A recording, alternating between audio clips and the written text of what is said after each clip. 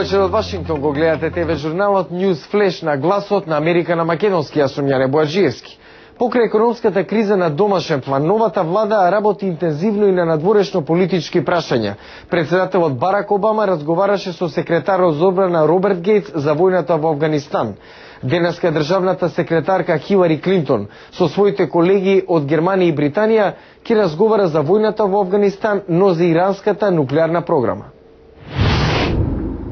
Владата на Обама ја разгледува политиката кон Авганистан и размислува за засилување на американските сили во оваа земја со до 30.000 војници. Владин портпарол кажа дека засега не е донесена конечна одлука. Ричард Холбрук, специјалниот пратеник на Обама за Авганистан и Пакистан, неделава ќе го посети регионот. CNN синоќ објави дека нападите на Талебан и Ал-Каида во Авганистан минатата година се зголемиле за 31%. Американски армиски извештај пак, објавен во понеделникот, тврди дека неефикасноста на афганистанската влада, терористичките засолништа во Пакистан и зголеменото присуство на лица од странство во областите што порано биле под контрола на бунтовниците се причини за порастот на насилството во земјата. А американското национално јавно радио пренесе наименувани американски представници според кои воздушните напади со кои раководи ЦИА во северозападниот племенски регион во Пакистан го десеткувале раководството на Ал-Каида во областа.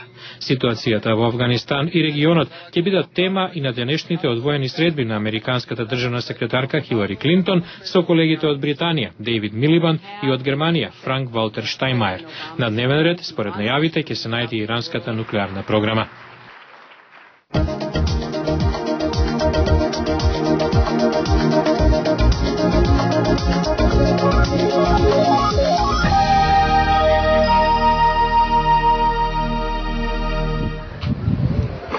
Осомничени милитанти кренале во воздух мост во северозападен Пакистан, прекинувајќи ја клучната снабдувачка линија за силите на НАТО во соседен Авганистан. 30-метарскиот железен мост рано утринава бил уништен, на целиот сообраќај и прекинат. Официјални лица велат дека мостот се поправа со надеж да биде повторно отворен до утре напладне. Европската унија и канадски официјални лица предупредија дека, цитираме, протекционистичките мерки кои се разгледуваат во рамки на планот за економско стимулирање во Конгресот ќе се вратат како бумеранг кон Соединетите американски држави. Амбасадорот на Европската унија во Вашингтон, Џон Брутон, рече дека мотото "Купувајте американско" во предвидениот стимулативен пакет ќе го пролонгира глобалното економско забавување и ќе влие врз другите економии да воведат рестриктивни политики. Медиумите во САД јавуваат дека Кристофер Хил, главниот преговарач за нуклеарната програма на Северна Кореја, треба да биде номиниран за иден амбасадор на САД во Ирак. За сега нема официјална потврда на ваквите извештаи. Ако биде номиниран и потврден во Сенатот, поранешниот американски амбасадор во Јужна Кореја, Полска и Македонија, Кристофер Хил, ќе го замени Рајан Крокер на функцијата амбасадор во Багдад. Презентација на македонските аргументи најави пратеникот Владко Ѓорчев, која предводи делегацијата во која е и македонскиот премиер Никола Груевски, а која ќе присуствува на националниот молитвен појадок во Вашингтон. Извештај на Борјан Јовановски. Делегацијата од Македонија на 5 февруари ќе учествува на 57-миот молитвен појаток во Вашингтон, организиран во чест на новиот американски председател Барак Обама. Во македонската делегација се политичари, бизнисмени, активисти за човекови права и свештени лица. Делегацијата предводи пратеникот на владеачката ВМРО ДПМН Владко Ѓорчев. Имаме средби и со демократите и со републиканците, затоа што нашите добри односи се одвиваат независно од тоа кои се владите во Република Македонија или кои се администрациите во Америка. Истото важи покрај Сенатот и Конгресот и за Стејт департментот. Добро е таму да ги презентираме македонските аргументи.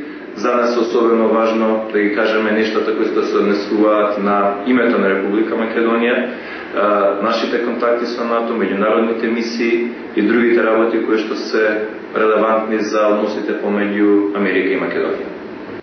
Во делегацијата си премиерот Никола Груевски и сопругата на трагично загинатиот председател Борис Трајковски, како и пратениците Теута Арифи, Цветанка Иванова, Имер Селмани, Оливер Шамбевски, Слободан Ташовски и амбасадорот по Соединетите американски држави преговараш за името Зоран Јолевски.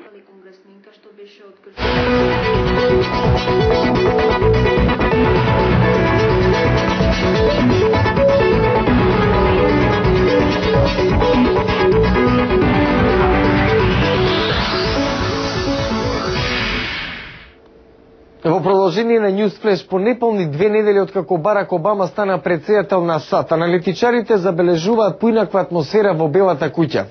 Стилот на Барак Обама е порелаксиран, опуштен за разлика од неговиот претходник Џорџ Буш. Тоа значи промена не само во идеологијата, туку понекогаш и во стилот во Белата куќа. Неговата кампања се базираше на платформа за промени. Change that we need. Time for a change. По 2 недели во Белата куќа, председателот Обама тоа го рефлектираше со личниот стил и политика.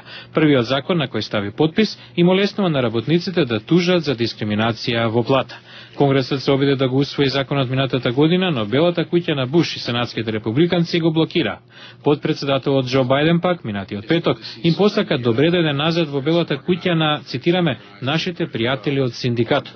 Обама стана првиот председател кој во говорот по инаугурацијата директно им се обрати на муслиманите, а потоа ги шокираше вашингтонските кругови кога ја избра Ал Арабија за своето прво формално интервју. Вели дека сака директно да разговара со Иран.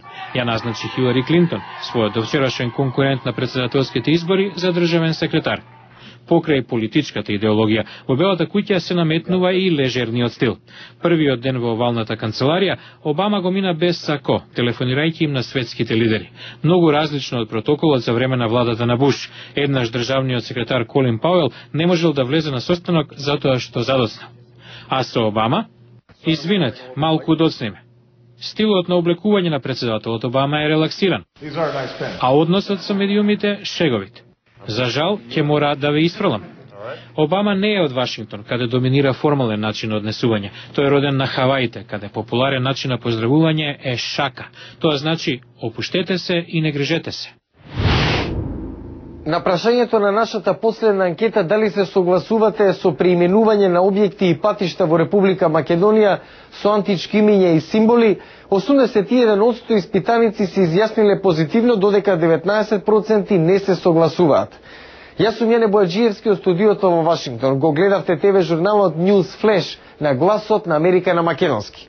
Погледнете ја нашата најнова анкета и гласете, но и други содржини на voanews.com/Macedonian. Пријатна вечер, се гледаме.